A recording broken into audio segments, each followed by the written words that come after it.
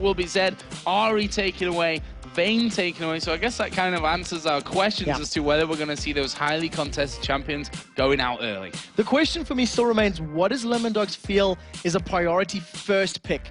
We know that they like to counter pick once they've seen champions being locked in as far as Nukeduck and Zorozero are concerned. But I would definitely say the likes of a Sona and a Fiddle for your support, maybe first pick. Whether or not MYM feel either of those are ban-worthy, that's going to be the question now. Well, let's see. Lissandra taken out here. Obviously, Nukeduck has played that one as well as Zorozero as well. So Shen, that's another one removed. Don't want Kubon, don't want Mokatte even. He's the one that's really had that with Meet Your Makers. Played it a lot in the jungle as well as. So final ban here for Meet Your Makers coming down. Will they leave the likes of that Twisted Fate open? They're going to ban Elise first of all. Dexter has played a mean Elise. Let's not forget that one in the jungle. And talking about Dexter as well, Dexter and Mokatte also share a lot of junglers. Nautilus has been a fan for both of them. Jarvan has been a fan for both of them. So Lemondogs favoring the jungle pick, denying that from Mokatte, who has played it already twice this season, and also securing that one for Dexter. So let's have a look on the other side then. Meet Your Makers. And Kubon here, who's got the most animate eyebrows out of any player. I've noticed this over the weeks. You can pretty much read his mind just by looking at his eyebrows. Look at him. He knows exactly what's going on. And it is going to be a Caitlyn Nami lane locked in here for MYM. So that is a change. That's something that we haven't seen super often. It's trending towards the powerful picks. And that definitely says that they maybe want to go, or says they want to go for a 2v2 lane and just get the immense range of Caitlyn and Nami to either control it. Alternatively, if they swap, it'll be for a hard tower push. So right now, Zorozero, I'm guessing here, Zorozero has played a lot of Ken. Most played champion along with Rise, played it 6 times. Won 4 of those games. That's going to be locked in Vim Thresh. Well, it's Thresh, isn't it? I mean, pretty much every single support right now knows and can bring that Thresh top level to the table.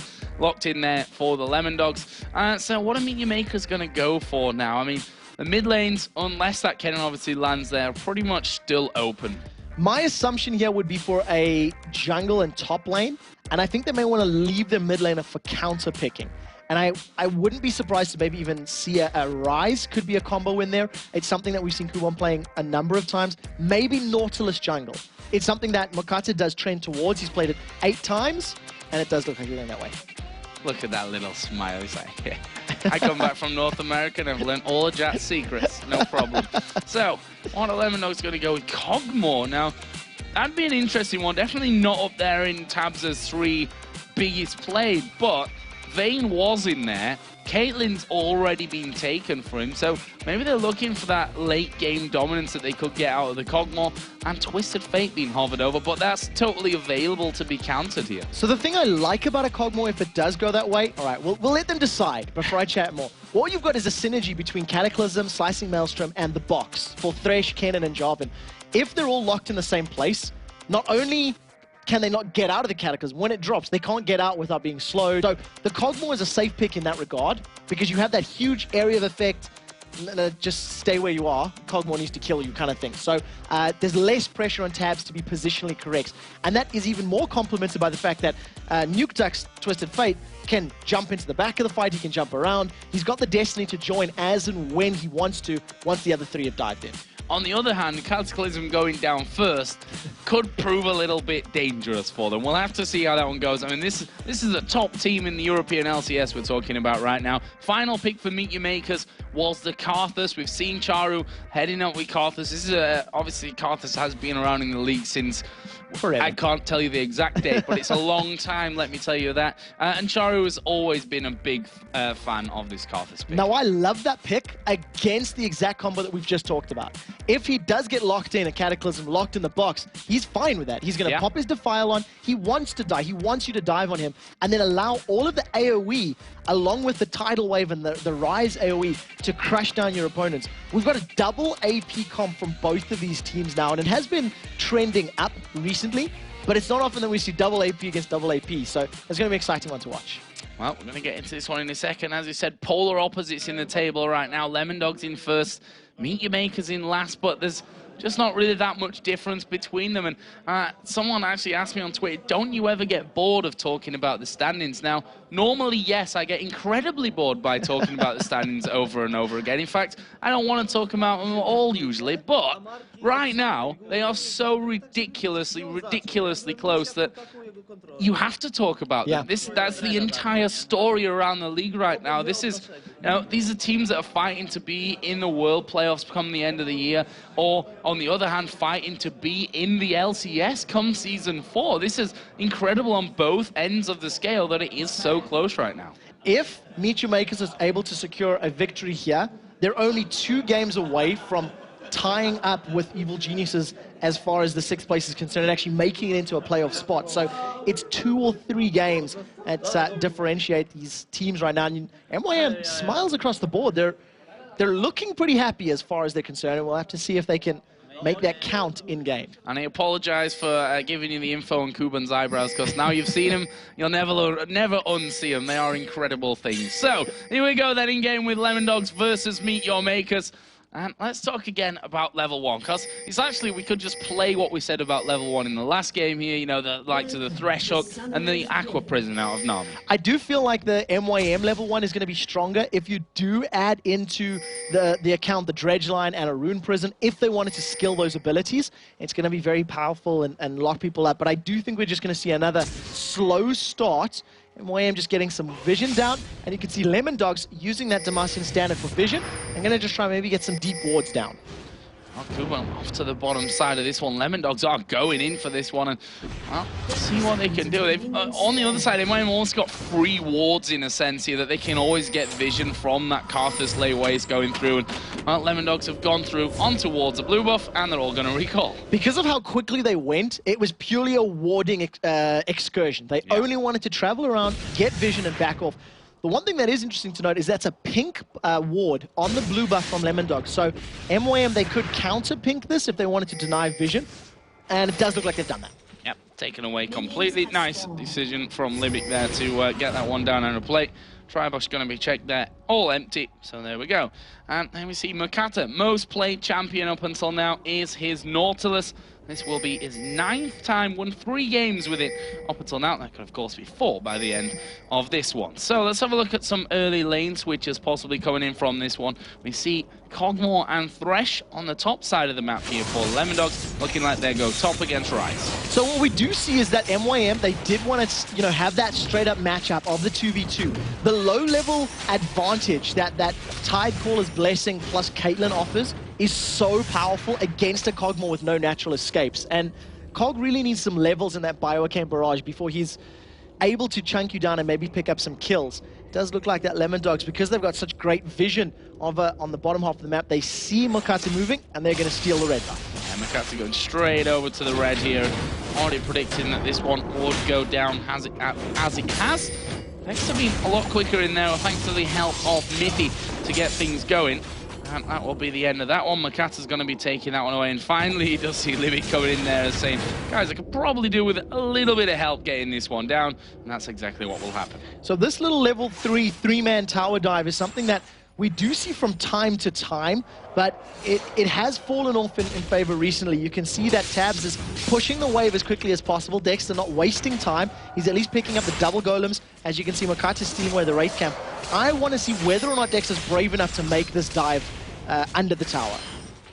Well, I'm not sure about that one. I mean, the thing is, as we said before the game, Mithy has come into this team and become like the brain of the team almost. So wouldn't surprise me to see something pre-calculated like this one as Kubon actually comes in. Dexter stops the recall, goes off onto him, so Kubon's at least going to be denied experience and farm from this lane right now. Well, MYM's doing the same, as we are going to see the exhaust going on to Zorozero. He's falling very low. Dredge Line actually connects. Final auto attack comes in. First blood for MYM and Makler. Very well played. Libik took the tower aggression. He was taking all of those hits, surviving long enough. Mokatte only hit 1. Now they've got enough of a wave here to get this tower down. If we flick over to the top lane, you can see that Tabzz as well as Mithy, they're just trying to deny CS from their opponents. Kubon still only level 2.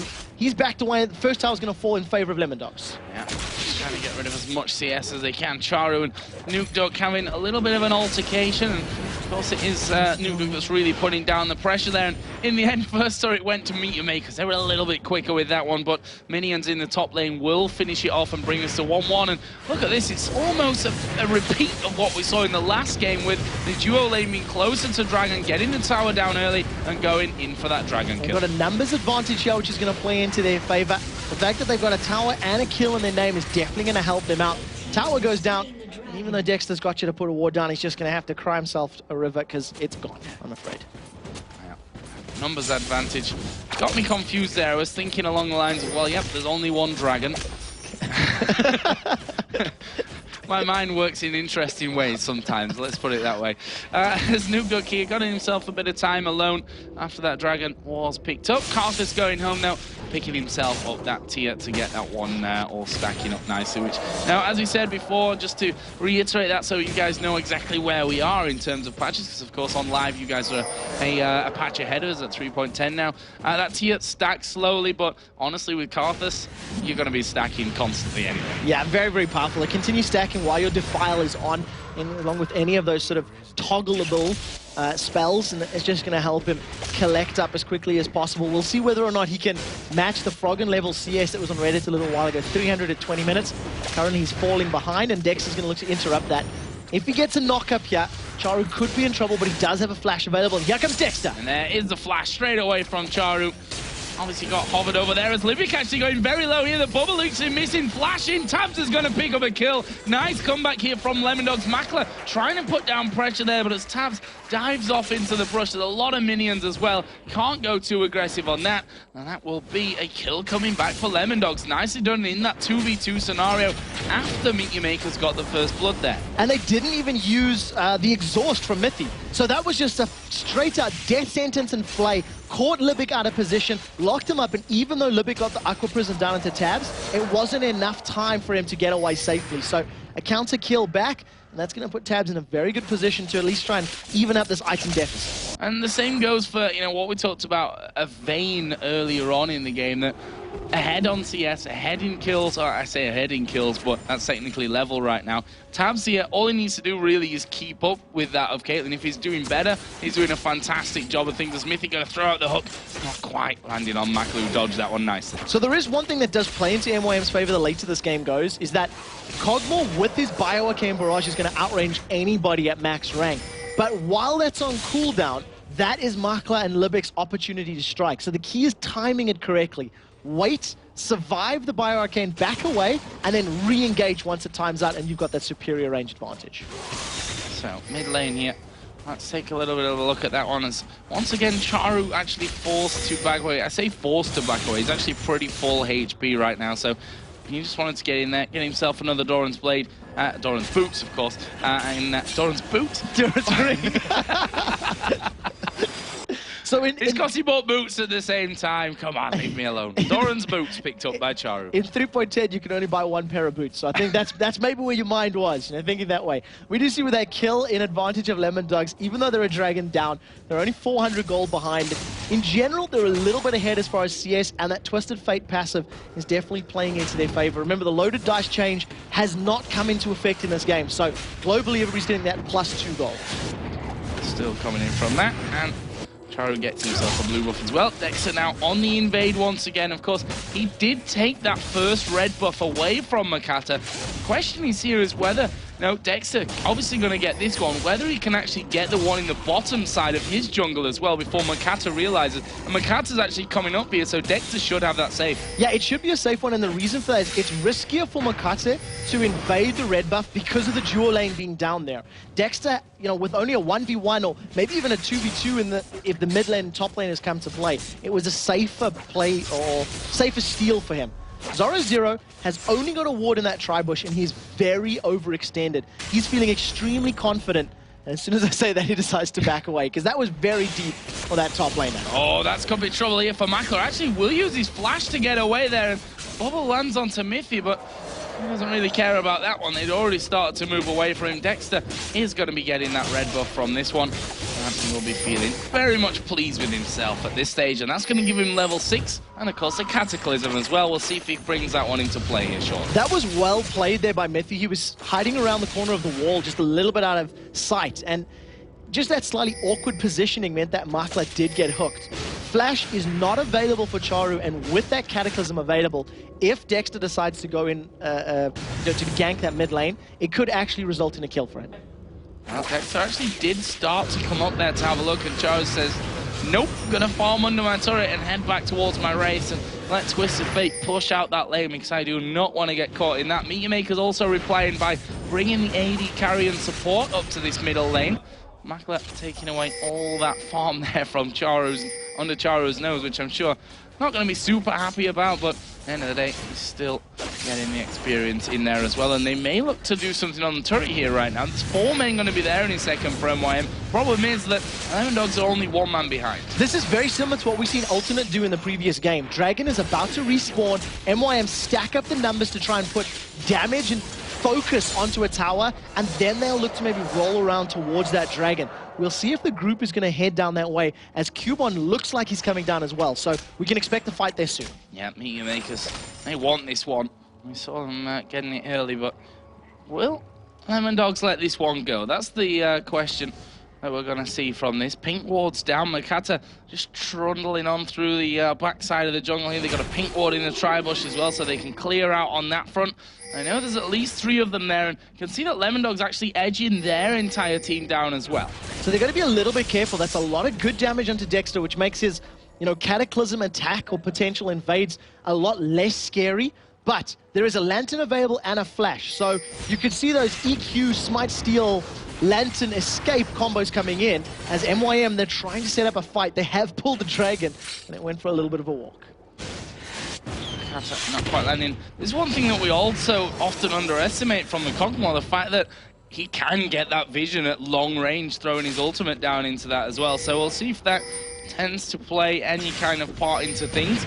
Right now, we're going to see a bit of a dance. So the Dragon Dance is on, and it looks like MYM are going to give a little bit of position away. This is something that happens all the time. The team on the red side tries to bait the blue team in, and all of a sudden they just apply damage to the tower. So Lemondogs shifting their focus, saying, well, if you get a Dragon, we get a tower. Towers don't respawn. Zorozero just zipping away on the top side, saying, nope, you're not going to catch me up. And actually, Twisted Fate headed to the top now. Of course, Nukeduck does have Destiny available to come back down. The problem that he has is that if he hits the top lane, he's not got the range to join the fight straight away at this point of things. So Meteor Maker's gonna, with that, start things off. Kog'Maw's down at the bottom lane as well, as the hook will land here on towards Mokatte. That's not gonna scare them. Both junglers here do have the smite available. Mokatte gonna get that one down, and that will be a nice second Dragon pickup of the game for MYM. Not 100% sure what Lemondogs are thinking when they did that. Kog'Maw went down to farm the bottom lane. You pointed out that Nukeduck was going top. He did reveal himself a tiny bit, and then immediately tried to come back down. Now they've got a little bit of an HP advantage in this mid lane. The Flash Rune Prison! Oh, Mithy gonna be in all kinds of trouble from this. Czaru actually picking up the kill there in the end, and that's the thing, Rune Prison, you get dredge lined in there, then you get knocked up by the bubble, then the tidal waves coming over. That is a lot of time spent doing absolutely nothing, not being able to react, and now Meteor Makers might be able to put down some good pressure on the middle turret as well. Oh, dredge line just misses Zorozero and pulls Mokatte forward. Bubble doesn't land though. And the one thing that worked in MYM's favor is that they didn't hesitate. It's something that we've seen them do a lot of times in the past, that if they're even, they play passively. They do tend to sit on their back legs a little bit and just wait for things to happen. That definitely wasn't the case. No, really, I mean, it was a flash engage there as well coming out from Kubon, so going even more aggressive than we're possibly expecting them to come out. And not sure what it is about Meteor Makers that Lemondogs have so struggled with. I mean, we talked about it before, this whole getting early control over things, and MYM are doing a decent job of that so far. They've taken down that one turret in the bottom lane, they've taken both dragons away up until now. So, in terms of a plan that Meteor Makers will have had coming into this one, I think they're pretty much on course at this stage. Yeah, they're doing very, very well, and they've got a team that scales fantastically as well. Yeah. Ryze and Karthus are just going to get more terrifying the longer this game goes, and yeah, maybe Caitlyn's not going to be able to quite deal the same amount of DPS that a Kog'Maw will. She's going to have higher sustained range, which makes her safer against a Cataclysm, against a Kennen throwing himself in there with Slicing Maelstrom. So that's going to definitely play into their favor as long as they don't get caught out. That's the key. And the key to not being caught out is getting map control, which means I think they're going to focus either the top or the middle tower down for these next couple of minutes. Climbing there onto towards Libik, and not quite able to follow through with that one with another 3 men to back him up.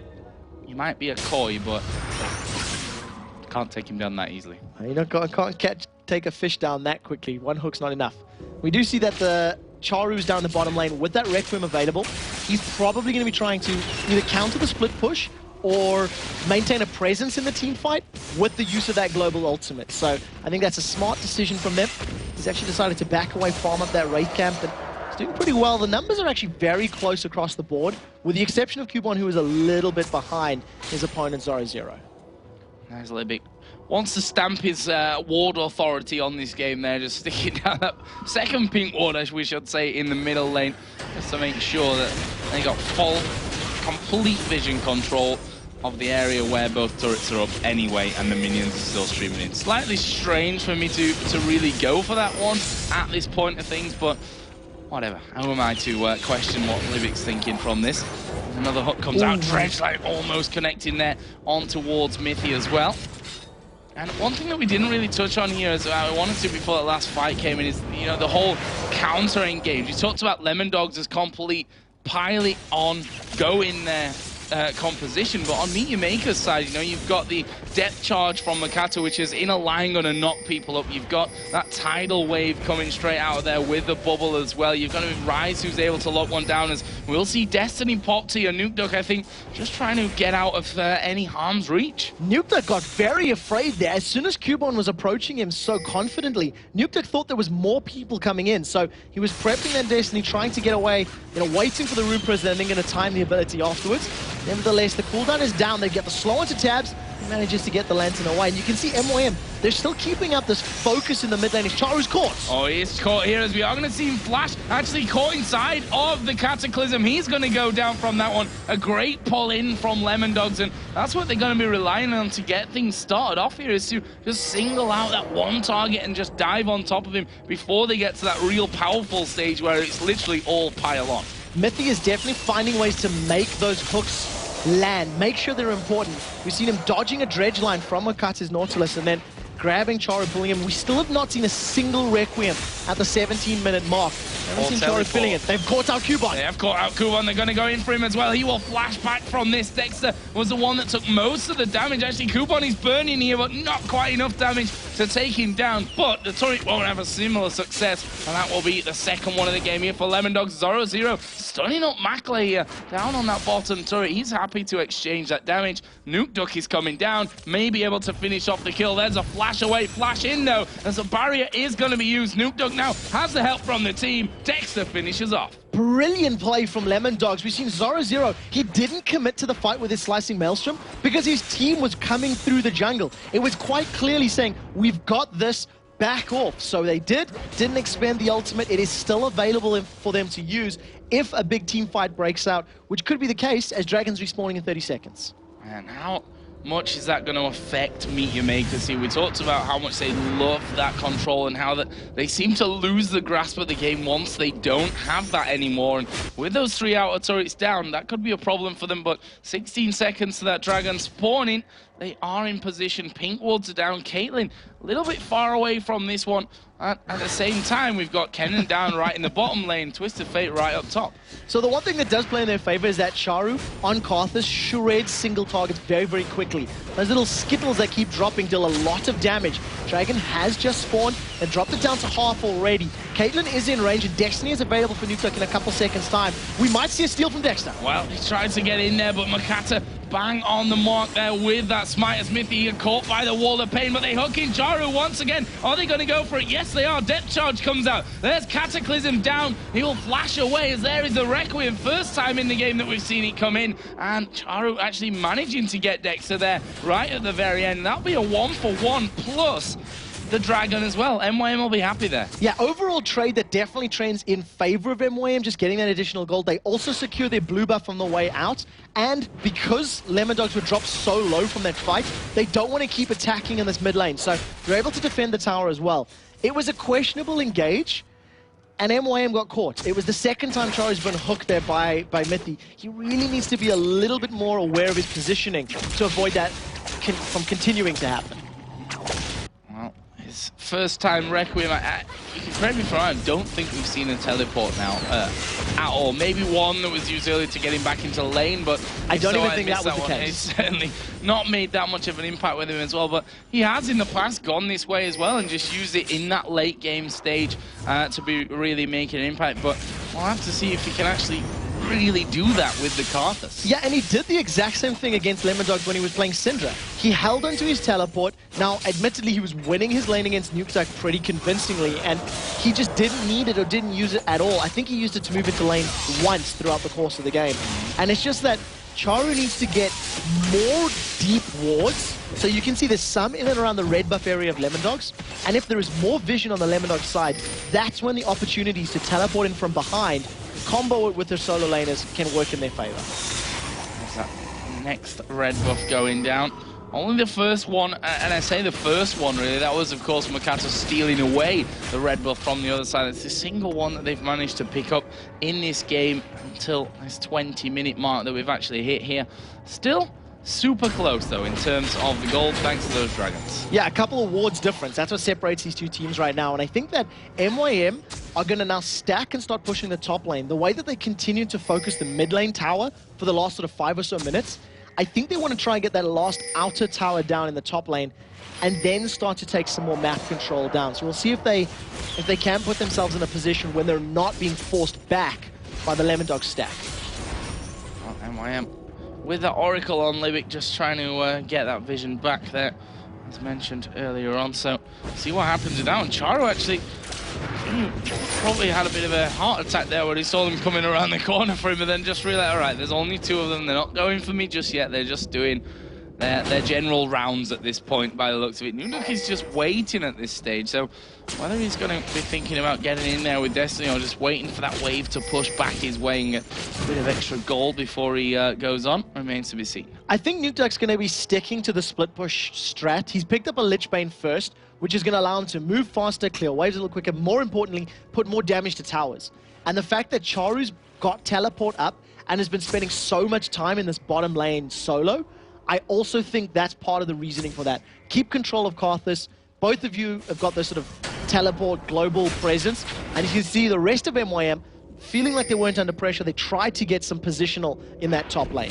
Yeah, look at Lemondogs here, very aggressive, actually going towards this middle turret now. We are going to see Destiny coming out there on towards Czaru. Let's get hit there by the wall of pain, but the rest of Lemondogs are in there. That turret already down to half HP. Meaty Makers have to fight or lose. So they do manage to... Not the game. Let me point that out. They've lost minions for the time being, and MYM, they missed their opportunity to get into lane. Tower goes down without any form of contention from MYM.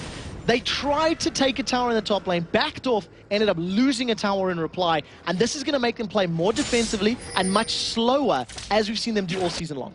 And look at that, Twisted Fate again down towards this bottom side. MYM starting to close in a little bit further.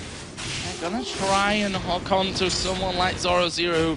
There's no, they just continue to back away from it. And now 4 men from MYM in middle. Difference this time around is that Lemondogs have at least 3, with a 4th coming into that mid lane to stop the next turret going down. And we'll see if Libik can get the on-hit slow onto Zorozero. He does have his flash though, and that was a massive chunk onto Libik. This is now all of a sudden put the pressure on them to back off. Bubble gets sidestepped. Lemondogs may want to pick a fight here. Libik going so low from pretty much nothing that he could have done anything about there. Everything really stacking up nicely for the Lemondogs. Czaru has now finally pushed that bottom lane back past the halfway point. And surprisingly enough, Nukeduck's going straight back down there to push it back in. They're going to be doing that the entire time. And I wonder if MYM are going to put the brakes on until an Aegis of the Legion is picked up. The magic damage that's going to be coming down from Kennen, Twisted Fate, and Kog'Maw is going to be very difficult to deal with. And because there's an Aegis in Dexter's back pocket to help mitigate that magic damage from the Rise and the Karthus combo on MYM, I feel like that's probably going to be their focus for the time being. Get that universal MR up, and then look to pick a fight. So a bit of a slower period in this game, as well, since we are so close, and since both of these teams need a win technically, even though they're at opposite ends of the table. It's, as I said, very strange right now to talk about the whole standings thing and what have you. Then it's no real surprise that we're seeing things being a little slower in pretty much all the games that we've had up until now today. And we started off certainly very slow and then started to move forward a little quicker. We do have Dragon coming up here in just a little while, and MYM is actually not in position for this one this time around. Mithy was thinking about that. He's got an Oracle's on. He gets locked up in place, and here goes MYM. Yeah, taking a lot of damage through from that one, but look at this. Teleport actually is now coming down from Czaru. Libik again takes a lot of damage, flashes away from Kog'Maw's ultimate, but Lemondog's not done with this one just yet. There is a Cataclysm coming in. Zorozero off to the side, and there is the kill for Dexter. Wow, Requiem coming down here just to push them away. Actually, Thresh was very, very low. I didn't quite see where he was low from that one. Oh, he was actually back. He was actually back in spawn. He was actually back on the fountain there. So that's why I didn't see him. He'd already backed off and gone back to base. But either way, Lemondogs going to get himself a dragon. So Crazy. that's definitely something Lemondogs will be happy about at the end of the day. Destiny gets used. Gold card catches Kubon. Yeah, going in onto him, but have they got the damage? Zorozero coming around the side as well, but they've already got underneath the tower, but they may be able to have a tower away here. 25 minutes on the clock. I don't think we've seen a single slicing maelstrom from Kennen. That threat is ever present, and you can see MYM, they're afraid of it. A lot of damage has gone down onto the tower, and they don't want to pick a fight because Kennen can still just throw on that ultimate and shred through people's HP bars. Yeah, and the thing is, while Zorozero's flash stays up as well, even if Cataclysm, you know, traps him away from getting that full-on combo down, could always flash in there and really make the big impact that he's going for. Also working himself up towards that Zhonya's Hourglass as well. Already got the Seeker's Arm Guard in there, as is Nukeduck as well on Twisted Fate. On the other side, Rod of Ages for both Ryze and Karthus, and a Void Staff now done for Czaru. Yeah, so a little bit different in terms of build. We do tend to see those Void Staffs a little later on in the builds, but when you consider that you've got the magic resistance on Zorozero, he's gone for that Abyssal Scepter. The Runic Bulwark is already completed for Lemondogs, so that aura is going to be there for everybody. I think that's a very intelligent pickup for Czaru to give a nice big spike to his damage in this mid-game period. They're a little bit slower to get up to that Runic Bulwark, which both teams unsurprisingly going to have here, since we have double AP combo on both sides of things. Mithy right now, with the help of Dexter, just clearing out some wards. And it's interesting if you look at the minimap now and compare it to, say, 5 minutes ago, so how that's changed as Nukeduck here taking a whole load of damage just from the lay waste there. Almost being taken out by Czaru, who's going to back away. Got no Requiem to finish things off, but he's going to at least force Nukeduck to back. And very importantly, Czaru realizes he can't chase a Lichbane Twisted Fate. The movement speed difference is too big, so once that Wall of Pain slow had worn off, Czaru immediately backs away. That also makes Nukeduck very wary now. So the next time they're going to be split pushing 1v1, Nukeduck will be less inclined to pick a fight.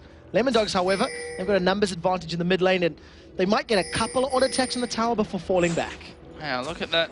That's a decision-making again coming out for Lemondogs. You see Czaru and Kubon in that top lane there, and they say, well, they're up there. Let's move back from this one. No teleport on. Zorozero has got minions with him in his bottom lane, and he's not quite going to be able to take it down, but doing decent damage to it. And that inner turret down there is definitely not healthy. Lemondogs pinging it. They're going to go for it. Lemondogs have got the full 5-man team in this bottom lane. If a hook lands, you could expect him to tower dive. They've got a lot of good damage that can go down. You see them backing away. It's actually MYM that commits. Yeah, Czaru going in there, and look at that Cataclysm holding him in place. We do see Requiem coming out. That'll get a kill on towards Nukeduck, but the rest of the team able to walk off. You're 1-for-1, both mid laners going down. So it does play into into Lemondogs' favor because they managed to get their tower so extremely low. It's down to 42 hit points. So a warm breath of air, he's just going to knock out one over. The next time either of those lanes split push. But what you do see is they're trying to use this Kog'Maw as bait. Dexter and Mithy hanging around the side. If the death sentence lands, someone's going to be in trouble. If they step up for just a second, there's no vision for Lemondogs there. So if you manage to back away, that's a tiny bit late. Yeah, a little bit. Just a tiny bit, though. I mean, as you said, no vision of it, so well, it's easy for us to say when we can see everything. It's like, oh my god, why don't you just throw it in there a little bit earlier, you know, as if you can read minds and stuff, but not quite the case here today. So let's have a look at the overall picture, because we're almost approaching that 30-minute mark. 6-5 in kills, 4-2 in turrets, both in favor of Lemondogs. The gold reflecting that as well, but it's only a 1,500 difference. Okay, so it's 1,500 gold difference, and that's actually pretty good for MYM, considering there's a Twisted Fate for Lemondogs.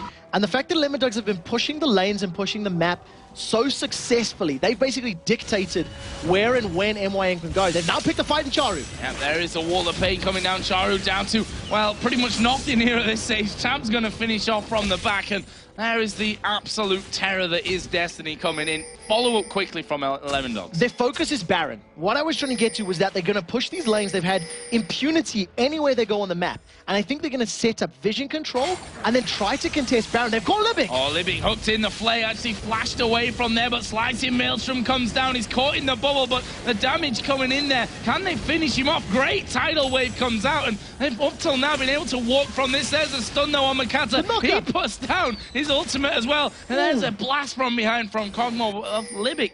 And Mokatte somehow walk away, but they're walking away from the Baron, and that could be the telltale sign. And they've managed to land the Cataclysm. Insta-flash from Kubon as he gets away, but the flash is now down. So that tells him for the next couple minutes, if Dexter wants to slam dunk again, the opportunity is there. Rinse and repeat. Lemondogs will set up wards, clear the vision, and do that again in the next couple of minutes. So, wards down. Have we seen any... Oh, we have seen a couple of items coming out here. Phantom Dance with Infinity Edge is now done for Makler's Caitlyn. On the other side, Blade of the Ruin King, plus what is now a Phantom Dancer as well. And needs to see Large Rod added in for Zorozero's Karen. So he's so very close to what could be an all-important Zhonya's Hourglass. The biggest thing that separates these two AD carries is the lifesteal. Makler's only running 4% from his runes and masteries, and he's got no itemization as far as lifesteal is concerned. Whereas Kog'Maw has got 21%. So if any of these fights get drawn out or extended, it's going to be Tabzz that's in the power position because he'll sustain through some of that damage as long as Kubon and Czaru are not directly on top of him, bursting him down. And they've caught Mokatte. They got the hook, but is that the target they want? Dexter actually going in there, and he's going to have to get out of this one. Uses the lantern for the quick escape. Not quite what they were expecting there, Lemondogs, I think, when they threw that thresh hook down. Yeah, a little bit of miscommunication. You could see that once Mithy landed, he backed away, and Dexter thought, hey, that's great, I'll go in. Realized he didn't have Cataclysm and needed to back off. MYM are shredding the Dragon down quickly. Gets stolen by Living Artillery. Yeah, brilliantly done there. And are they going to be able to follow in? Mithy caught. He puts a box down to stop Makers pushing through from that one. Lemondogs, looks like they want to go straight towards this middle lane now. So they've got to be able to make this one work for them. If they do, however, Dexter's not with them, so they'll back off. That was 180 damage from Living Artillery. That beat out Mokatte's Smite. Brilliant play from Tabzz, and that just gives them this confidence boost and this psychological edge in their matchup. Yeah, and Tabzz is, I mean, knowing his personality, he's a player that when he gets into that confident mood, that's when he's at his most dangerous as a player, and especially as a champion like Kog'Maw, who's only getting stronger and stronger and stronger as things go along in this one. So we'll see how this next encounter all works out, but you know, for the sake of where we are, over half an hour into the game, the gold is still really, really close. If you took Twisted Fate's passive out of that one, they'd probably be right bang even now. Yeah, it definitely would have dropped it down probably 1,500 or so if my math isn't too terrible. And the thing that is playing against MYM, they're not really playing the map. They're playing their opponent's champions, and they're waiting for the engages, they're waiting for spells to be down, and then they're picking fights. Lemondogs, on the other hand, they're just continually applying pressure on every single lane. We've seen solo laners pushing bottom, pushing top. They've been warding, they've used Baron as bait.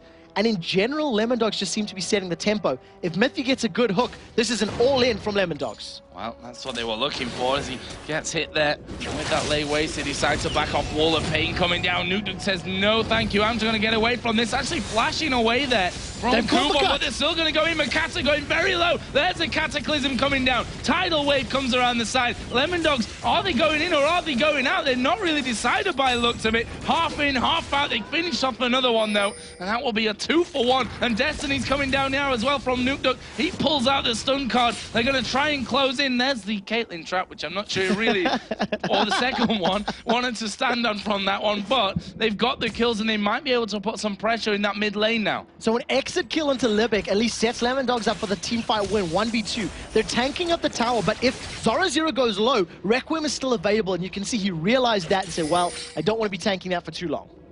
Good decision, I think, overall. And that was a strange little fight there from Lemondogs. Half in there, half out, not really wanting to go down, and especially since that Zhonya's is up from Zorozero, expected a little bit more aggression. So there was two things that played into that. Number one, once the Cataclysm went down, the tidal wave from Libik actually prevented Nukeduck and Tabzz from getting in instantly. It slowed them down, knocked them in the air, and made it more difficult. By time the tidal wave effect had worn off, Tabzz and Nukeduck were in that sort of split, do we fight, do we not fight? And it was actually Mithy that said, yes, go, go, go. He got the hook onto Libik, and they at least got an additional kill. So well played by Libik to prevent that going even worse against MYM's favor.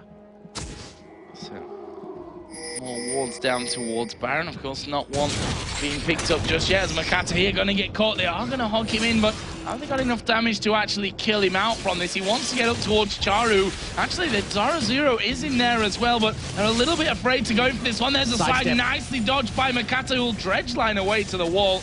And Dexter actually came back through there thanks to the lantern. No fight. That's going to be one of the classiest escapes I think I've ever seen. Mokatte just casually saunters away, sidesteps the knock-up from Jarvan and manages to get out. They finally get the tower down. The third of the game for MYM, and they still keep this game incredibly, incredibly close. One team fight win, convincingly, will result in a Baron for either team.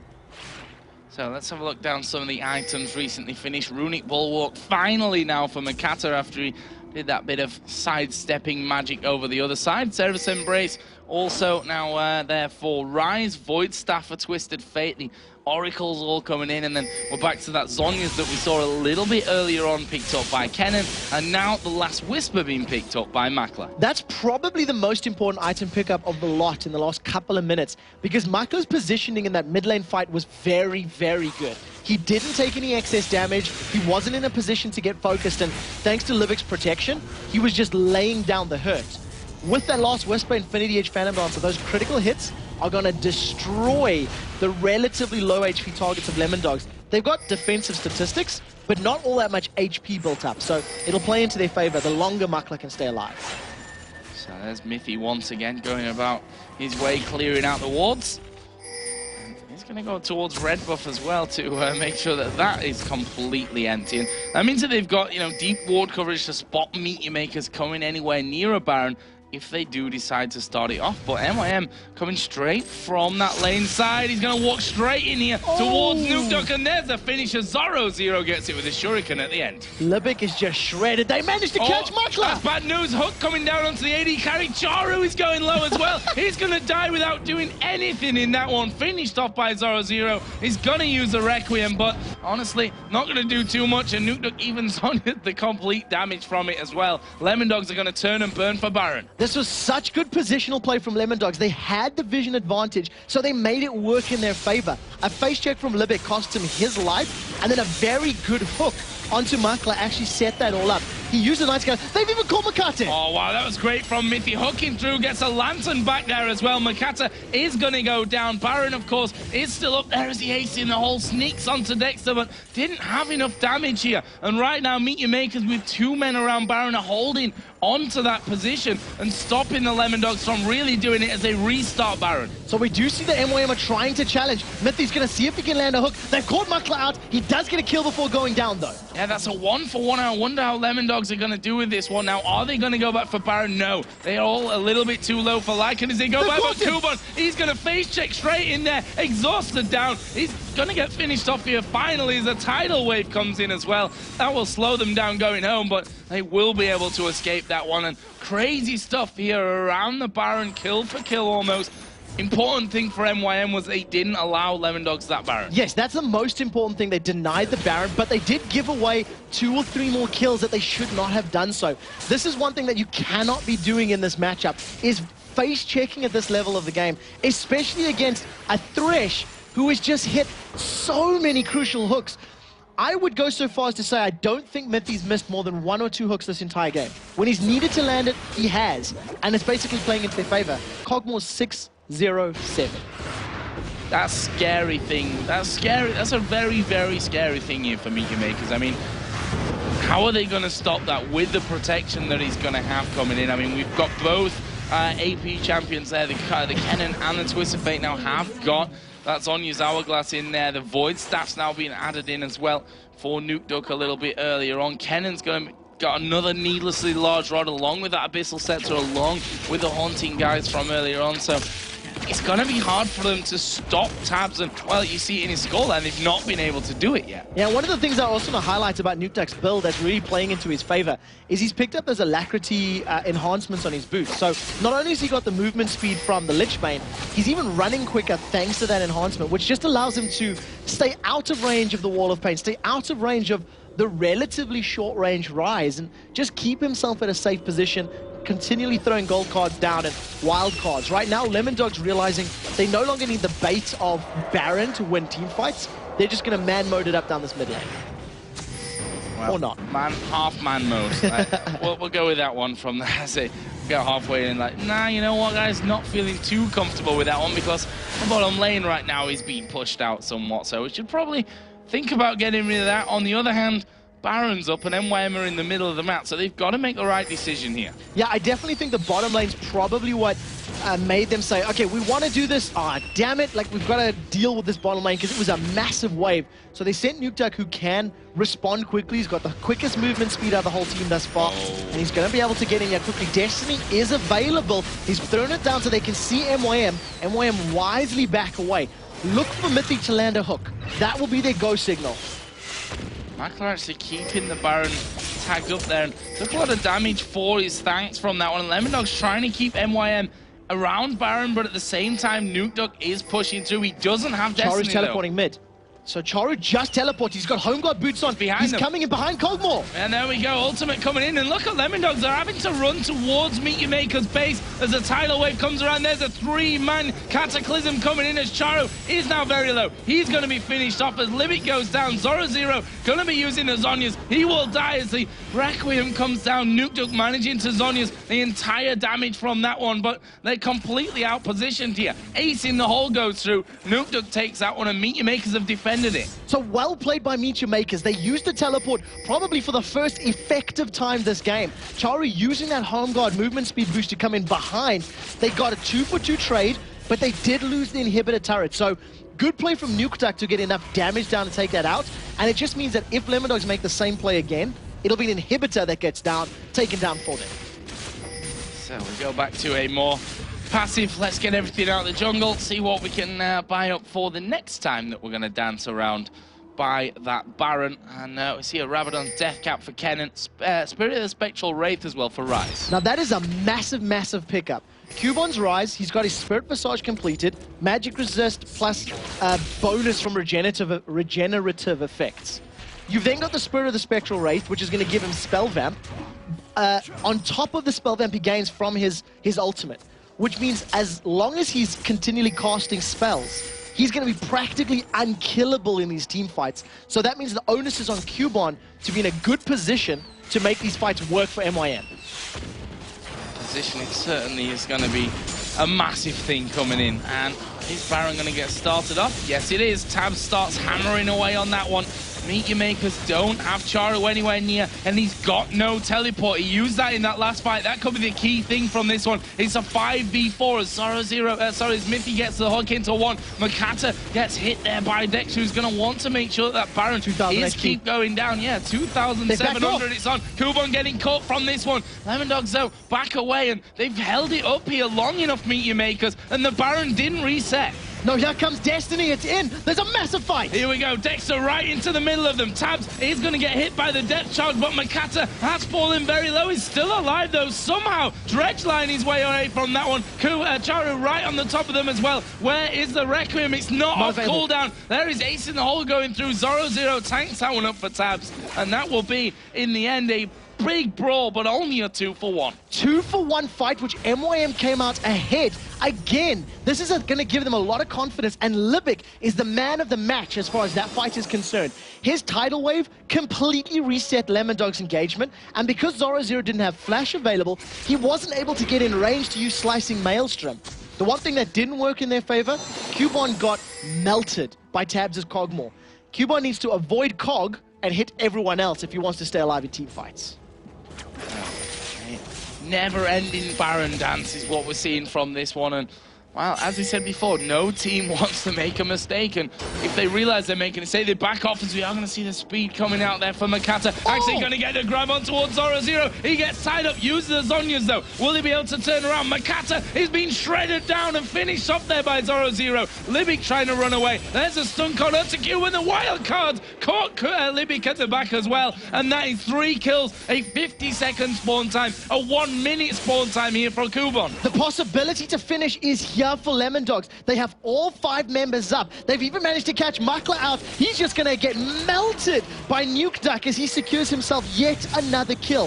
Inhibitor is down, and the pressure is on Czaru to somehow defend. Can he survive? No, he can't. He's going down from this one. Double kill actually coming out from Nukeduck in the end. The Requiem will fall, but there's the Zhonya's. He will avoid all that damage coming in, and Lemondogs are going to push off. 20 seconds for Mokatte and Libik to come back into the game, but they're not going to get into this one quick enough, and the Lemondogs are finally going to beat their MYM curse, win this game, and bring it back to 2-1, and more importantly, stay top of the league. For the first time this split, they secure that victory. They advance themselves into first place, holding on to that lead with now a little bit of a buffer. They've got 1 extra game between themselves and second place. And Tabzz, 6-0-14 Kog'Maw. We were unsure about the pick. It was someone we haven't seen too much of, and wow, did he make it work. And they look almost as if they've lost from this one. That's the concentration on Lemondogs right now. They know that a win here against Mithy in the grand scheme of things helps, but it's not the be-all and end-all, and that they've got to stay focused. At the end of the day, we've got a long day, not only today, it's a long weekend with 12 games overall, so there's still work to be done for the Lemondogs, but as you said, that gives them that buffer now at the top. The question is, how will everyone else react to this play? Seeing that Kog'Maw, seeing the decision-making, and honestly, seeing Mithy land those hooks time and time and time again. He stood up at the end, and you could just see the focus on his face. Happy with the game, and they played well. They deserved that victory. The decision-making was good. Their team fighting was good. But it was really, really close as well. I mean, if we look to that Baron was pretty much 20 minutes of the game there. That dance around Baron, the back and forth, the repositioning that really brought about. It was such a close thing where it was 2 kills here, then okay, we're gonna re-engage. We've just lost 2, so let's get away. And then they all backed off, and then they came back in. We saw Czaru using his teleport to come around the back and secure a couple of kills, which they couldn't then push with, and they couldn't take Baron with, so it went back to square one, and that's how it went for a lot of that. We needed those plays earlier from MYM. We needed the teleports coming in to get behind their opponents, to actually get into a position to challenge the Lemondogs more frequently, because they were responding and reacting to Lemondogs' moves as opposed to making plays and putting themselves in a position to take objectives themselves. It took them, what, 37 minutes to get all 3 outer towers down? Yeah. They really wanted it. They kept saying, hey, we want your mid tower, we want your top tower. And they just couldn't find a way to do it without running the risk of losing their own towers in reply. So where does that leave MYM now? I mean, this wasn't a one-sided rollover victory. This was a close game where I think MYM can definitely take a lot of positives. Probably themselves especially going to take a lot of negatives from it as well and look to build on that in the future. But time's running out for them now. They're 8-13, which will put them tied with SK Gaming, who are also 8-13 at the bottom of the table there. The direct opposites, Lemondogs, who are now 13-8. And Lemondogs have got a 2-game buffer over second place, thankfully. And for MYM, it just means that if they lose 1 or 2 more games this weekend, they need to guarantee a 5-0 Super Week and hope other people lose if they want to make playoffs, because that's how desperate it looks. If they get 2 more wins, then it's a lot more possible. They can go 2-1 this week and 3-2, for example, and still make it to playoffs. But they need wins now. So what we're saying as of the end of the last game is that we still no idea what is going on here in Europe in terms of the league. So let's head over to two people, actually three people that might know something about the league. Demon, of course, with Jason and Crepo. Thank you very much, Joe and Trevor. What we do know is that Lemondogs are sitting pretty at the top of the league right now. Let's first of all talk about how the picks and bans went, because they picked some interesting champions, and more importantly, the duo lanes that we wanted to compare out. The 2v1s that they chose to go with. Yeah, on one side you had a Fresh and a Kog'Maw, on the other side Caitlyn and Nami. Something really interesting was that Libik didn't opt to pick the Fresh, and I know that's something that makes Mithy really happy, because Lemondogs as a team, they consider Fresh a third rotation pick, which means they won't pick it first as blue, they won't pick it first as purple, but on the third rotation or fourth, they will. And Mithy's been begging his team to get the Fresh to show him that he can land those hooks. And glad for him, at least, MYM left it open. Well, what about in particular how the lanes went? Like, who had the advantage in those lane swaps? Yeah, both teams actually just went for a standard 2v1 lane. You can argue that Kog'Maw scales a little better than Caitlyn with farm, although 6am Caitlyn is still a beast. Both teams pushed the tower down, although MYM performed better there because they got the early kill. Beautiful dive, textbook dive. Support CC's the enemy top laner. Libik did it with exhaust, waited with the bubble, takes tower aggro, takes enough shots right before he dies, moves out, make sure the double buff from the jungle and the AD carry can do optimal damage, get the kill, get the tower, transition into Drake immediately. Really textbook 2v1 play by MYM, really good start, but then like the game just slowed down a bit. Yeah, and that's really down to the fast tower push. It tends to, it's like a cause and effect. You get the fast tower push, slows the game instantly for a good 20-minute period. Yeah, MYM definitely settled for sieging a lot, but Lemondogs' comp was totally matching that. Like, they had enough four-man holds, and then they sent one guy to the side, dragged one guy away from MYM. They grouped up again, tried to siege. Both teams were fishing for kills. They all depended on who had the deadliest catch, but sometimes it was Lemondogs, sometimes it was MYM, but nothing really happened until a Drake spawn. Then MYM got it. Then another Drake spawn. MYM got it again. And then at one point, Tabzz stole one with his living artillery, but it was really, really a stalemate in mid-game. And how do compositions work for both these teams? Because obviously we had different lineups. Who had the strong composition, you know, early game, mid game, team fight? How did it go? I think both teams had a lot of catch. One side you have Fresh Hook, then you have Nautilus. I mean, both teams could win a team fight. It all depends who catches who. And at the start, it was whoever catches wins out. But in late game, whoever like caught somebody actually got turned around. You saw it like catch one, but no, there's Carters, comes a wall in your face, defiles. I think what Lemondogs did really well is when you play against the Carters, you try to CC him, kill him, and then jump out, disengage, because you let the Requiem hit, and then see if you're healthy enough to fight or not. And they did that really well. Especially late game, they played it really well. They caught, disengaged, caught another one again, and then the final push, they just caught 3 people in rapid succession, and they pushed it home. And it seemed to me that when Czaru was getting caught, the rest of the team need to turn on to and help him out, basically, effectively get in there, or you just leave him. How do you guys stand with that? Yeah, either you like decide Cartus is a lost cause, let him die, and hopefully go 1-for-1 with Requiem. I think a few occasions MYM could have like actually turned around. Like when Cartus gets caught, if he can get a wall right before he dies, does a few late wastes, and then challenges Requiem when he's dead, and your team is constantly hitting on the guys running away that are trying to disengage, you can still win the team fights. It's split judgment calls. I think both teams did some things well, other stuff not as well, but I like the control Lemondogs had in his entire game. For the majority of mid to late game, they control the pace of the game. And while we're watching that, we're like, you said, is this like watching an EG game? I wondered. I mean, the Baron fight, it's something we've seen so often. It's like, it's an objective that, something you can't afford to let go, but it's also an objective that sometimes you just lose a game fighting over it.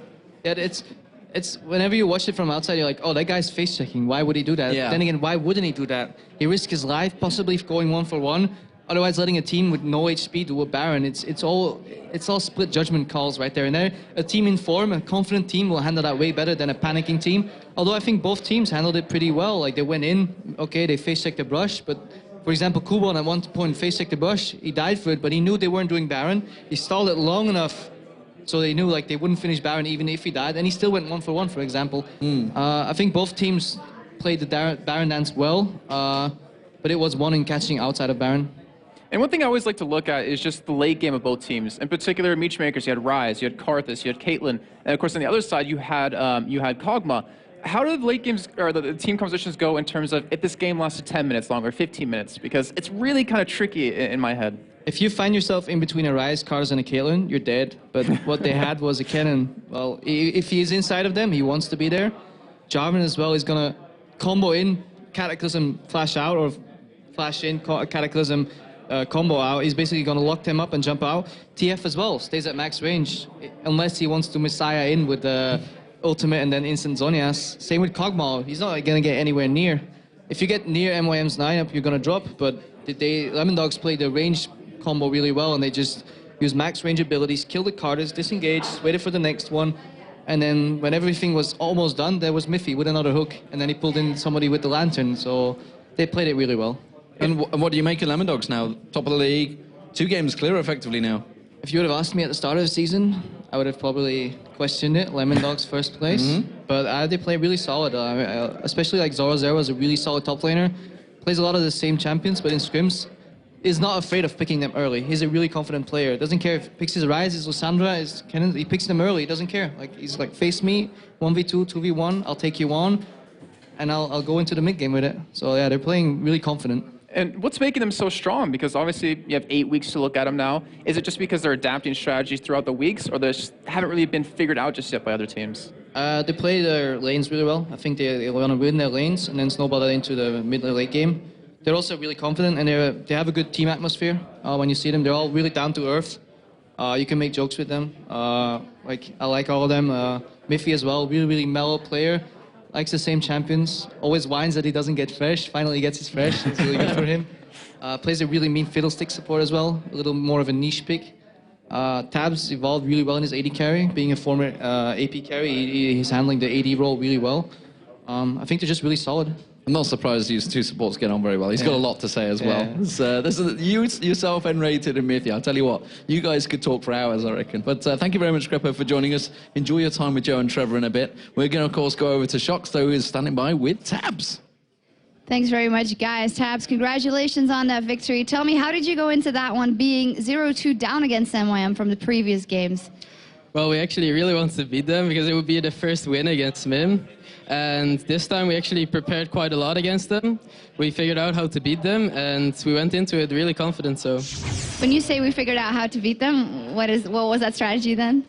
Well, we basically, it was like, don't feed early, just don't die to the TP ganks, and if we survive through the early game, we have a really high chance of winning with our comp. So about those picks and bans, is there anything in their picks that surprised you particularly? Well, we expected Czaru to go for TF a little bit earlier, but he decided to pick Karthus in the end, so we could pick up that TF. That was very important for us, actually. And the way we wanted to just deal with that Karthus is because we wanted to just team fight and pick them off. And once we kill Karthus, we just want to back out, let his passive die out, and then re-engage. You were able to pick him off a couple of times, and despite MYM having a pretty strong early game, you guys kept picking off people in fight, but there was this little... You didn't seem to be 100% secure as it is that you could finish it out. So what were your thoughts about that one? Well, yeah, we were quite behind early after our lane swap. Like, our solo laner got killed, and that set us back quite a bit. And especially against their combo, Ryze Karthus was a very strong late game. But luckily, our Kog'Maw managed to get pretty fed and like really farmed, so we could deal with those 2 champions really well later in the game.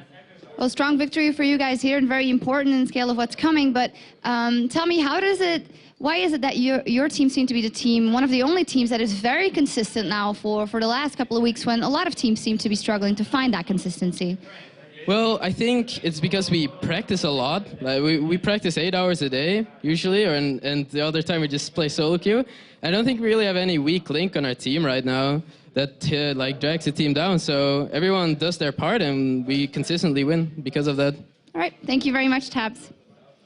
Now up next is going to be Fnatic XPK, who is the deadliest man in the league. Can he ruin Ninjas in Pajamas KDA?